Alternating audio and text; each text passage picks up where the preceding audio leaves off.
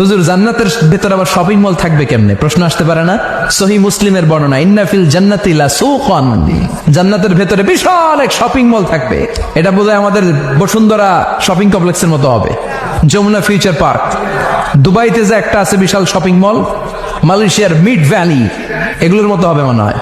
কত বিশাল যে shopping mall হবে। সহিহ মুসলিমের বর্ণনা, প্রতি শুক্রবারে সব জায়গা থেকে বন বন করে মৌমাছির মতো জান্নাতীরা ওই শপিং মলে শপিং করতে আসবে।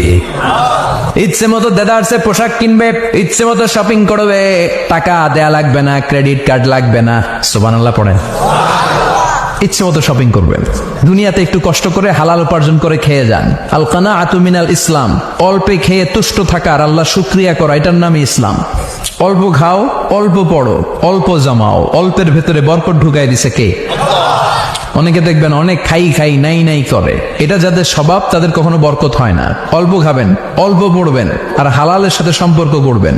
আল্লাহুম্মা কফিনি বিহালালিকা আন হারামিক ওয়া আগনিনি বিফাদলিকা আম্মান সিওয়াক। বিষ্ণুনবী দোয়া করতেন, আল্লাহ হালালকে আমার জন্য যথেষ্ট করেন, হারাম থেকে আমারে বাঁচিয়ে রাখেন। পড়েন আমিন। হালাল অল্প হলেও হালালে বরকত আছে না নাই? হারাম বেশি হলেও এটাতে কোনো বরকত নাই, ঠিক কিনা?